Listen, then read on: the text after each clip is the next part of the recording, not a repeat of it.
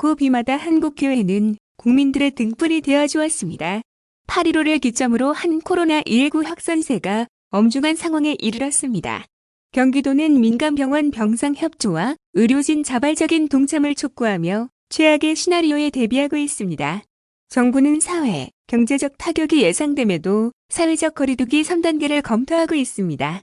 우리 모두가 숨죽이며 공동체의 생명과 안전을 위한 바이러스와의 전면전을 준비하고 있습니다. 이러한 상황에서 사랑제일교회 등 일부 교회의 일탈과 비협조는 국민들을 불안과 절망에 빠뜨리고 있습니다.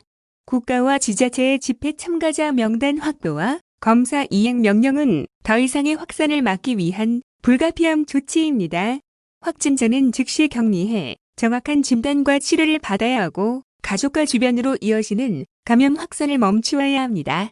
아직도 집회를 참가하고 검사를 거부하는 분이 주변에 계신다면 신속히 검사받을 수 있도록 설득해 주십시오. 절실합니다. 종교시설 집합제한 명령과 수도권 교회 방역 강화 조치가 시행되고 있습니다. 비대면 예배만 허용되고 기타 대면 모임이나 행사는 열 수 없습니다. 지금의 국면을 이해해 주시고 당국의 지침에 협조해 주시기를 교회에 부탁드립니다. 저 역시 교인들과 함께 하지 못하는 현실이 안타깝습니다. 그러나 모두가 같은 마음으로 할 수 있는 최선의 방역 수칙을 함께 지켜나가다 보면 머지않아 극복하리라 확신합니다. 그동안 한국교회는 어려울 때 국민에게 등불이 되어주고 국민과 함께 위기를 이겨내왔습니다. 우리 사회에 베풀어온 기독교 정신과 사랑을 믿고 존중합니다. 함께 돌파해 나갑시다. 다음 페이스북 글. 나라가 집단 사기 천국, 최소한의 질서와 합의는 지켜져야.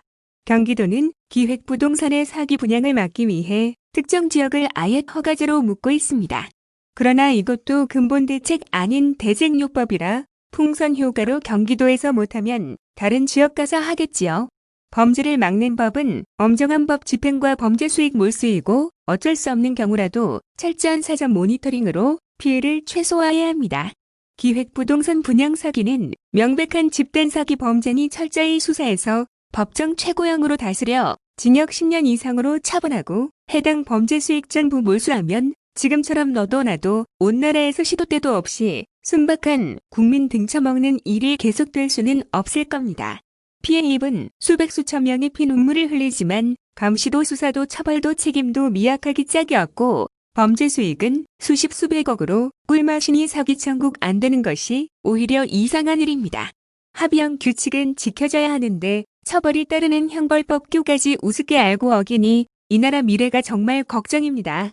질서 유지를 강조하고 위반 행위에 강력 제재를 가한다고 독재자라는 비난도 받지만 국민에게 피해 입히는 지원금 카드 깡도 불법 대출 전단도 경기도에서는 거의 사라진 건 분명합니다. 어려운 때일수록 서민 울리는 민생 관련 범죄에 대한 감시 수사 엄벌이 필요합니다. 다음은 광화문 집회 참석자 확보 총력전 뉴스입니다. 경기도가 광복절 집회 참가를 안내한 종합일간지 광고 내용을 엿추적해 참석자 명단을 확보하도록 각 시군에 요청하는 등 집회 참석자 명단 확보를 위한 총력전에 나섰다. 이와 함께 도내 모든 버스 회사를 대상으로 전수조사한 결과 광복절 집회에 사용된 4대의 전세버스를 발견했다는 사실도 공개했다. 23일 경기도에 따르면 도는 지난 21일 이런 내용을 담은 8.15 광복절 집회 참석자 명단 확보 등 관리 강화 요청이란 제목의 공문을 각 시군에 전달했다. 공문을 통해 도는 광복절 집회 주최 측이 8월 14일자 한 종합일간지에 게재한 전면 광고를 제시하면서 광고에 나와 있는 지역별 담당자와 버스 시간표 등을 확인해 탑승자 명단을 확인하도록 했다. 해당 광고에는 경기 동 이천, 경기 중, 경기 남, 경기 북 등 도내 4개 지역의 6명의 담당자 이름이 게재돼 있다. 도는 광고 내용은 물론 각 지역 확진자 역학조사 과정과 제보 등 모든 지역 정보를 최대한 활용해 버스 탑승자 및 집회 참석자 명단을 확보하고 확인 즉시 검사를 실시하고 능동 감시에 돌입하도록 했다. 이와 별도로 도는 모든 도내 버스 회사를 대상으로 광복절 집회에 간 버스 현황을 파악한 결과 전세버스 4대를 찾아냈고 여기에 총 137명이 탑승한 사실도 확인했다고 23일 밝혔다.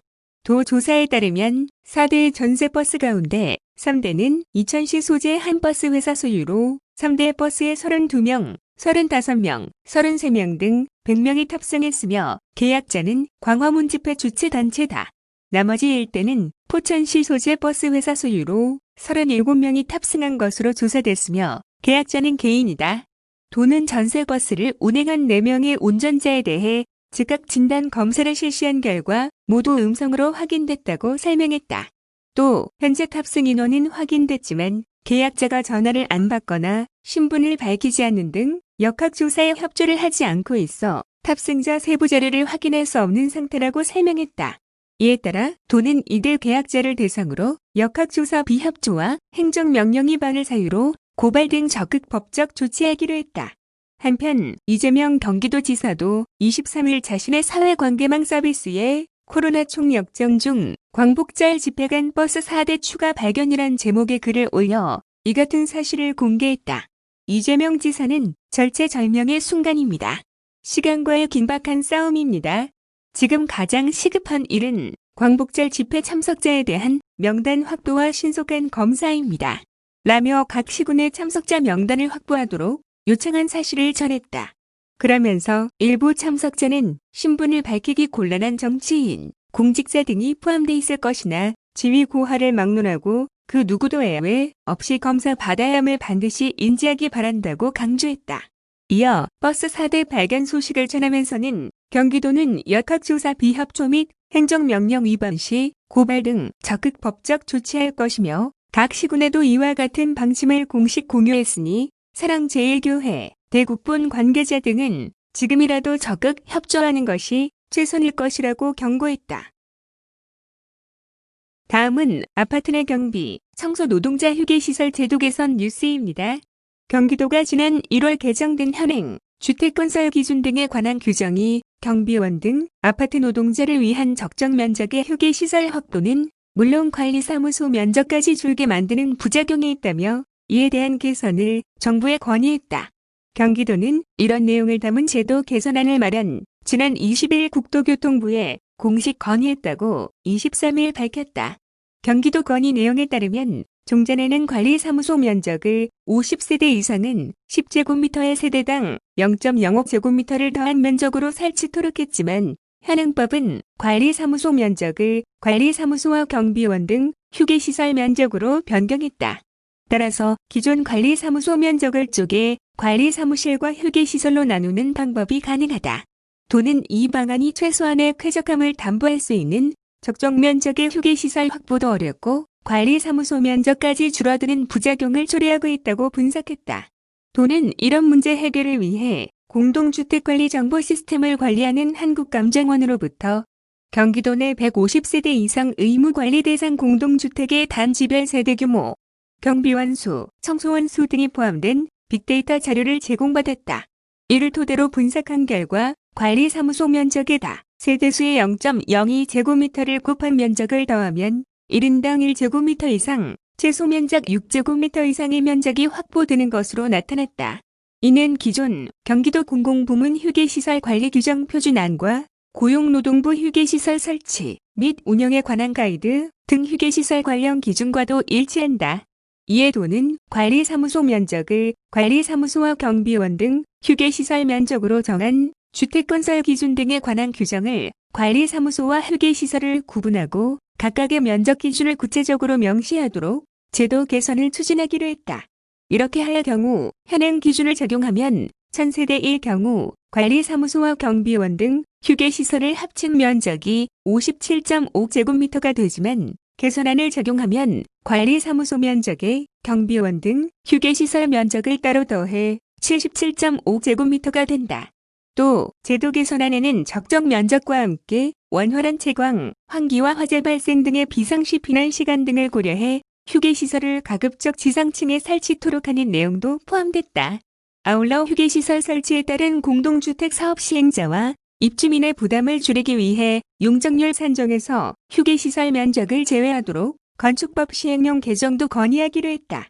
일반적으로 아파트는 용적률을 최대한 채워 사업계획 승인을 받아야 사업 시행자가 이익을 극대화할 수 있다. 용적률 산정 시 휴게시설 면적이 포함되면 그만큼 다른 면적을 줄여야 하는데 휴게시설 면적을 제외해주면 사업 시행자나 입주민 부담을 최소화하면서 휴게시설을 더 확보할 수 있게 된다. 도는 법령 개정 특성상 다소 시간이 걸릴 것으로 보고 제도 개선 이전이라도 도 주택사업 승인 및 건축 허가 사전 승인 시 경비원 등 휴게시설 면적을 적정 확보토록 권장하고 관련 내용을 시 군의 전파에 반영토록 권고한다는 계획이다. 홍지선 경기도 도시주택실장은 도민의 70%가 거주하는 공동주택 내에서 근무하는 많은 경비원, 청소원들이 잠시나마 휴식을 취할 수 있는 공간이 확대될 수 있도록 힘을 모아주길 바란다며 도민 모두에게 최소한의 공평한 쉼이 제공될 수 있도록 경기도가 앞장서 나가겠다고 말했다.